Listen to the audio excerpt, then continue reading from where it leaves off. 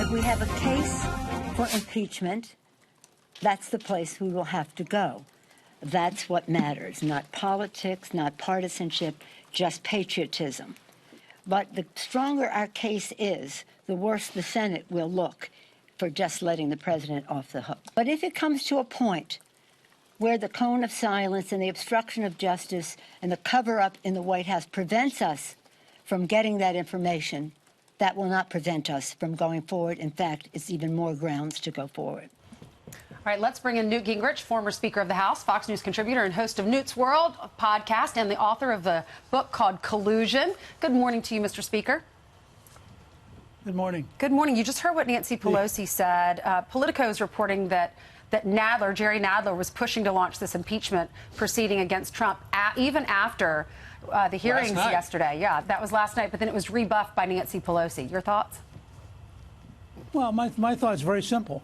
Having watched Robert Mueller yesterday, you have to ask the question, who wrote the report? Who was in charge? I mean, it's very clear he didn't know what was in the report. He clearly didn't have the energy and the focus to have managed a 2-year investigation. I thought it was a sad moment.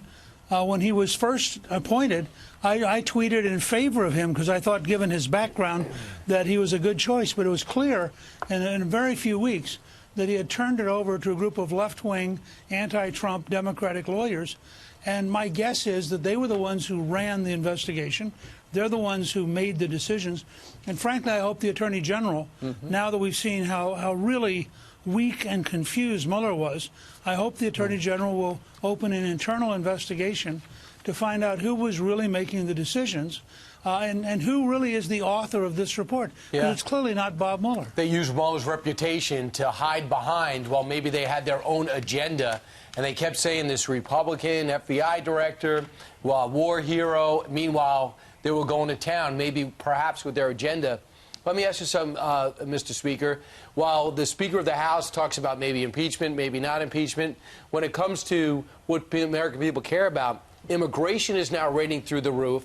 And when it comes to the economy, 52% of the country approve of where the economy is. That is 4 points up from where it was in May 19. Look, I think the fact is that the president is in pretty good position to get reelected, and every time the Democrats have a debate, he gets to be in a better position. They're taking a series of very radical positions, decriminalizing breaking the law by crossing the American border, basically having an open border, providing tax-paid health care for illegal immigrants, being for abortion in the 9th month, and expanding in some states the Supreme Court. Being for infanticide.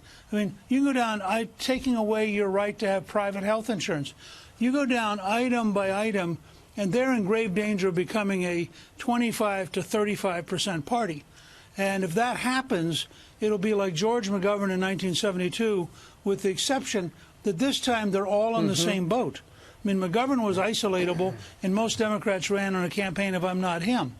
These guys are all the same. When they all raise their hand, I mean, there are a couple of pictures now of every Democratic candidate raising their hand for some really stupid position. I think they're setting up one of the biggest choice elections in American history, and it's one that probably by 2-1, the American people will reject the Democratic Party. And when Democrats are polled, the #1 thing they're looking for in a candidate for 2020 is somebody who can beat Donald Trump. And right now, so many people go, well, the only person who really kind of qualifies for that is Joe Biden. We'll give you 30 seconds. Newt? Well, sure. Look, Biden's problem is, in the end, he's going to be with the rest of them. He's only going to end up with a series of positions that are indefensible. And also, I doubt very much if he can get to the nomination.